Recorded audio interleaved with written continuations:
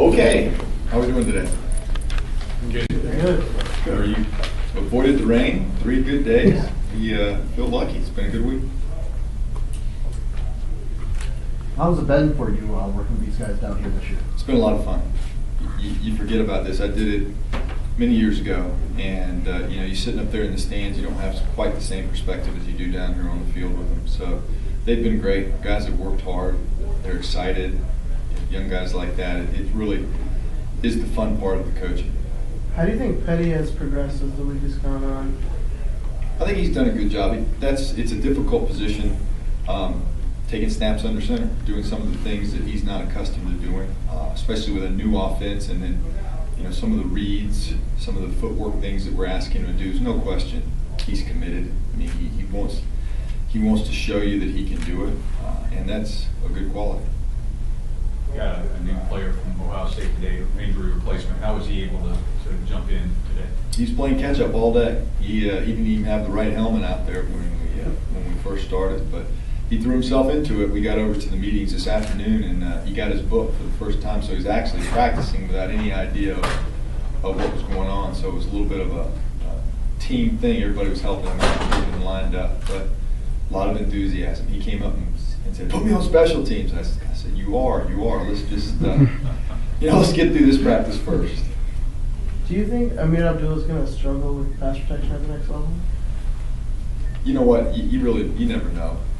That's one of the things you find out. You can do the drills, and a lot of times the drills are slighted against the running backs. It's more of a defensive drill, but it's still good because you can work on techniques. Really, when you get into a game and you can add the element of being able to cut, that changes it up quite a bit because it makes them rush you a little bit more honest. So I guess the best way to say it is that's yet to be determined. What's your impressions of Nate Orchard, the edge rusher from Utah? I think Nate's had a good week. We've asked him to do a number of different things. There was one play today where he had backside contain, where we had a reverse on him. He did a great job. He filled it exactly the way you wanted to do it. I like the way he's communicating with the guys, and he's being a good teammate. Coach, who does Devin Smith compare to currently in the NFL? Good question. I don't know. I couldn't tell you. I base it off of what I've seen him do. He's worked really hard this week. I like what I've seen from him. I still think that there's a lot for him to continue to progress with, but he definitely has some talent. He catches the ball well, physical guy, he's fast.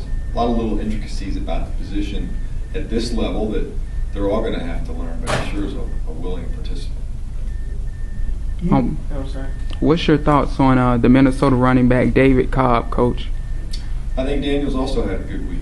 He's worked hard. He's shown up a number of different times this week, which is what you're looking for, whether it's a receiver out of the backfield, some of the protection things, some of the protection drills, because really you haven't had it in a team setting, and he's run the ball well. So I think after the first day, getting used to the courses with his footwork that he needs to do, he's a lot more comfortable. So I'm excited to see what he does Saturday.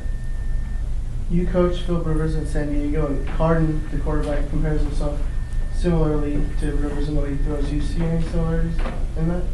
You know what? I don't like to get into comparison of players. I've been with a number of different ones, and each one of them you evaluate based on a lot of different factors. So it's tough when you start doing that. As a coaching staff, with the increase in the spread, what's the most challenging part of helping the spread quarterbacks get to the NFL? I was asked this question earlier this week, and the way I kind of answered it, which I believe, is that it doesn't really matter what they've come from. Whether you come from a conventional, if you say that's what it is, college offense, there's always going to be a learning curve in the NFL because it's different. There's a lot more that goes on from a standpoint of, even if you think about the hashes. In college football, the hashes are wider, so the field is a little bit different as far as how defensive play. You throw it out the window when you get to the NFL. And there's a lot of things that you have to prepare for as a quarterback that you don't at the college level. So there's a lot going on for these young guys when they come to this league at quarterback, and it really doesn't matter as much. They can still drop back and they can throw it. It's just a matter of getting out there on the field and working on those things. Coach, what have your impressions been of Danny Shelton at defensive tackle? I think he's had a good week as well. He's a big guy, powerful. So, you know, it's interesting. It'll be good to see him play Saturday too. See what that looks like. About him against Tomlinson, they kind of had a nice little rep match in the middle there. Two small guys going against each other. Yeah. You know, I tell you what, it's been good work this week. I really have been impressed with the way all of them have worked. And I guess you expect that. I think it's a credit to this game. Phil Savage does such a great job with getting the players in here. And they come in here and they're so motivated. And, you know, we've had some physical practices and some good work. And it's good to see those guys. It's great to see those guys match up like that. You guys good? Thanks. Okay? Good, appreciate it. Thanks. Thanks for the comment.